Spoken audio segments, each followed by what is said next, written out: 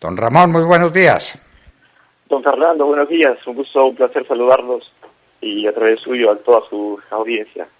Bueno, créanos que estamos sinceramente preocupados por la democracia peruana, qué está pasando, y será posible que este nuevo presidente sí gobierne tranquilamente hasta julio y le pueda entregar la presidencia a quien gane unas elecciones transparentes y limpias después de la crisis que uno no sabe por qué se desató.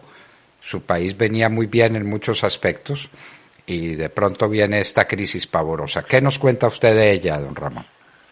Bueno, aparentemente hemos vivido como la ausencia de crisis, sino más bien como una continuación de esta. El Perú desde que se independizó ha venido con una serie de crisis, con etapas, por supuesto, de estabilidad política y económica, como la que tuvimos hace unos 20 años a la fecha. Pero bueno, ha pasado lo que todo el mundo ha visto que ha pasado. Han habido 4 presidentes en muy poquito tiempo. Yo creo que la presencia de este señor Francisco Sagasti es esperanzadora en algún sentido. Es una persona que se ha visto un poquito despojada de los vaivenes de la política común, digamos, en los últimos tiempos. Es una persona más vinculada a la academia, más vinculada también al sector privado que a la política, a pesar de que ha participado también en gobiernos en un segundo nivel, no en el nivel más alto, no ha sido ministro, por ejemplo. Pero ha generado consensos, se habla de él como un gran generador de consensos, con lo cual es un buen punto de partida. Desde su nombramiento como presidente del Congreso, y seguramente hoy como cuando asuma la presidencia de la República, ha generado confianza en muchos sectores. De hecho, la gente que estaba muy enardecida no ha salido más a protestar, por lo cual, desde ese punto de vista, ya estamos ganando algo, ¿no?, respecto de lo que teníamos en los días pasados. Bueno, y cuéntenos en 2 palabras por qué se cayó Vizcarra. Era un gobierno que venía con estabilidad y con unas cifras económicas, porque estamos en países en desarrollo, pero todo parecía bien y de pronto viene toda esta crisis y viene todo este problema y salen de Vizcarra en una decisión interna en el Parlamento con una institución que existe en muy pocos países. En un país presidencial donde tumben al presidente las mayorías del Congreso en un minuto, pues eso no deja de ser llamativo, don Ramón Abazo. Lo es. En realidad, el sistema que tenemos en el Perú es un sistema mixto, no es un sistema ni presidencialista ni parlamentarista, con lo cual existen figuras como la del impeachment peruano, que es la vacancia, en la que solamente se requiere, y eso no lo digo yo como abogado, sino los verdaderos especialistas en la materia que han hablado mucho al respecto, solamente se requiere la cantidad de votos que requiere la Constitución, o sea, 88 votos. Y se alcanzaron 105 votos en el Congreso. En realidad, lo que ha motivado la vacancia de Vizcarra ha sido una serie de acusaciones, no tanto vinculadas con corrupción. El Parlamento no es un órgano jurisdiccional, entonces no tiene la facultad de juzgarlo por eso, sino es un órgano político que ha determinado que la conducta del presidente no se condice con lo que la envergadura le reclama. Entonces, y eso estaba más en la medida en que Vizcarra mintió mucho al país, según algunos audios que después se hicieron públicos, en los cuales él intentaba manejar pruebas que estaban siendo llevadas en la Fiscalía en su contra, sí por actos de corrupción que había cometido supuestamente antes de ser presidente, cuando él asumió la jefatura de la gobernación en Moquegua, que es una localidad muy pequeña al sur del Perú. Entonces, el Congreso, que además fue un Congreso elegido luego de que Vizcarra cerrara un Congreso previo, que era muy hostil, un Congreso que era manejado por el partido fujimorista, que era un partido que en el 2016 alcanzó una gran mayoría de congresistas. Entonces, este fue un Congreso más o menos elegido a su medida, pero aún así no logró generar consensos y bueno, pasó lo que pasó. El gobierno, el país venía mal, con cifras que no estaban siendo acorde con la expectativa de la gente, de los empresarios. Ya venía mal incluso desde la época de Ollanta Humala. ¿no?, que fue el presidente previo de Pedro Pablo Kuczynski, quien fue elegido en el 2016 y cuyo vicepresidente Vizcarra asumió luego de su renuncia. Entonces ya se empezaron a gestar una serie de situaciones que propiciaron esta salida o estas crisis, ¿no? Primero, cifras macroeconómicas que no estaban siendo tan buenas como las que se esperaban. Las cifras de la pandemia también fueron muy malas, a pesar de que Perú fue uno de los primeros países que cerró los comercios, que propuso cuarentenas muy estrictas. Entonces, ya todo eso se vino aparejado de una crisis política que, bueno, desencadenó lo que ya mucha gente conoce en el mundo, ¿no? Bueno, tenemos para destacar que al menos pararon los conflictos externos en las calles y la revuelta y los muertos, y eso se detuvo.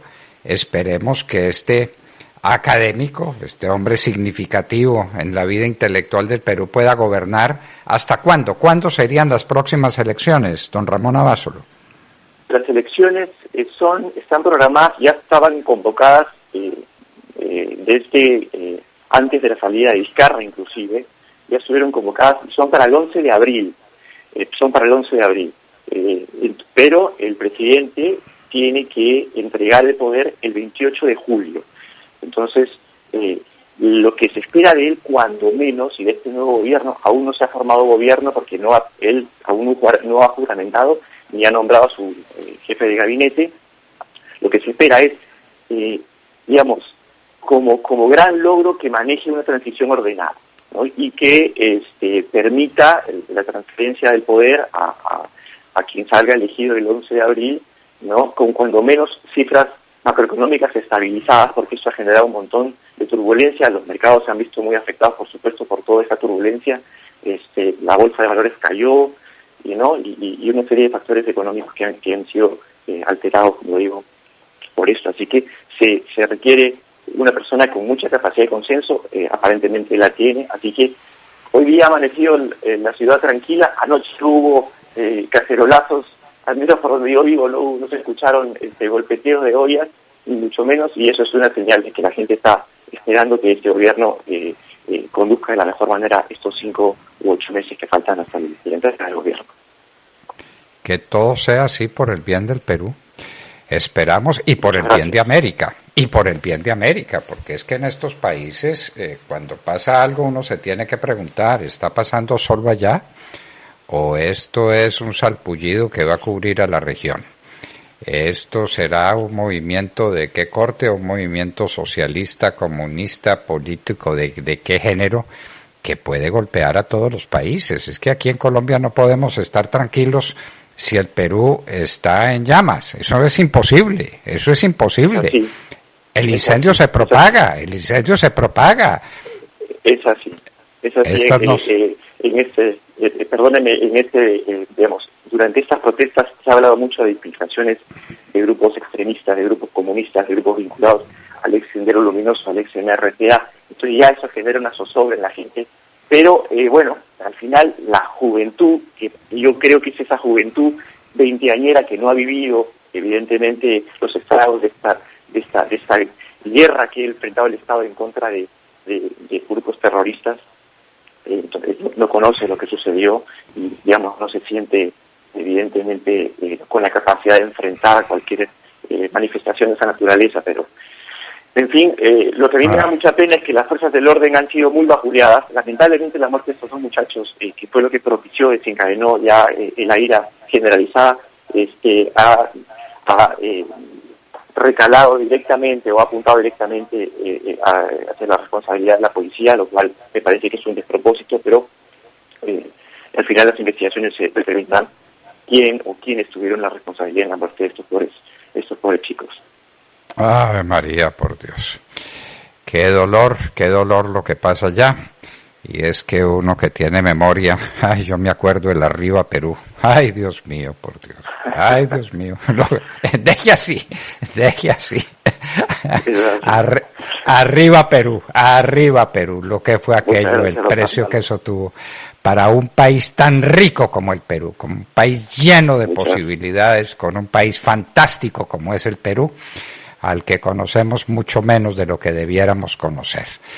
pero conozcámoslo mejor y encontraremos las maravillas que tiene Perú, y esas maravillas han quedado muchas veces oscurecidas por un talento o antitalento político que tenemos en América Latina, y estamos siempre en desacuerdo. Cuando nos va bien, tenemos que estar en desacuerdo. Cuando nos va mal, tenemos cierta capacidad de resistencia. Por Dios, que las cosas mejoren en el Perú para que puedan mejorar en todo el continente. Don Ramón Abasolo, muchísimas gracias por acompañarnos, y que todo sea para el bien del Perú, en el mejor sentido, sin carga histórica. Arriba Perú. Don Fernando, muy amable por la entrevista, por la oportunidad de conversar con usted, y nada, estoy a disposición para una próxima oportunidad. Un fuerte abrazo. Yo también quiero mucho a Colombia. He estado en el 2015 en Cartagena, pasé unos momentos maravillosos, así que bueno, también un gran abrazo para allá, para todos. Muchísimas gracias. Ay, Cartagena, Cartagena la bella, Cartagena la hermosa, Cartagena la que llevamos todos en el corazón. Todos llevamos en el corazón a Cartagena, que está sufriendo mucho.